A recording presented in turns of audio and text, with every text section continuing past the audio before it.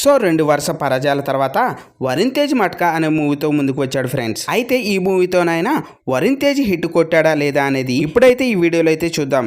వీడియోలోకి వెళ్లే ముందు ఒక లైక్ వేసుకొని కంటెంట్ నచ్చితే సబ్స్క్రైబ్ చేసుకోండి ఫ్రెండ్స్. ఇక స్టోరీ విషయానికి వస్తే ఈ మూవీ 1958, 1982 మధ్య విశాఖలో జరిగిన కథ. వాసు వరుణ్ తేజ్ చిన్నప్పుడు జైల్లో ఉండి అక్కడి నుంచి బయటపడతాడు. అతని బిహేవియర్, రౌడీయిజం, కొట్టడం, మొరటితనం ఇలా ఉన్నా విశాఖలో అతను కూలి పనులు చేస్తూ గ్యాంబ్లింగ్ కింగ్ అవుతాడు. అతను ఆడించే ఆట పేరు మట్కా. ఈ ప్రయాణంలో అతనికి నాని, కిషోర్ సహాయం చేస్తాడు. అండ్ అలాగే KB, John Vijay Vasuki enemy అతన్ని చంపడానికి అనుక్షణం ఎదురు చూస్తూ ఉంటాడు. ఇక వాసుకి ఒక ప్రాస్టిట్యూట్ సిస్టర్ మీనాక్షి పరిచయం అవుతుంది. ఈ సీక్రెట్ రిలేషన్షిప్ వల్ల అతని జీవితం ఎలా మారుతుంది అనే దాంట్లో కథ సాగుతుంది. కానీ ఈ కథ కొత్తది కాదు. ఫైనాన్షియల్ క్రైమ్ కథలు చాలానే చూసాం.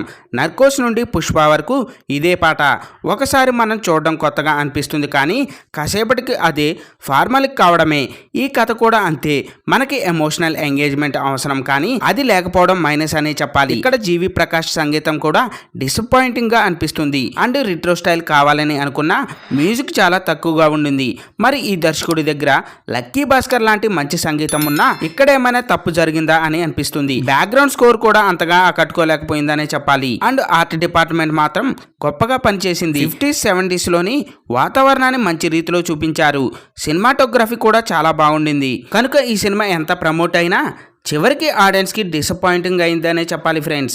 Varun Tejas performance, directors decision బాగున్నా కంటెంట్లో కొత్తదనం లేకపోవడం వల్ల ఈ మూవీకి మైనస్ అని చెప్పవచ్చు. మొత్తానికి ఈ మూవీ రొటీన్ కమర్షియల్ మూవీ మాత్రమే ఫ్రెండ్స్. ఈ మూవీ మీరు చూసినట్లయితే ఎలా ఉందో కింద కామెంట్ అయితే చేయండి. చూసారు కదా ఫ్రెండ్స్ ఈరోజు టాపిక్. ఈ వీడియో కనుక మీకు నచ్చినట్టయితే లైక్ చేయండి, మీ ఫ్రెండ్స్తో షేర్ చేసుకోండి, ఎలా ఉందో కామెంట్ పెట్టండి. అలాగే సబ్స్క్రైబ్ చేసుకోవడం మాత్రం మర్చిపోవద్దు ఫ్రెండ్స్.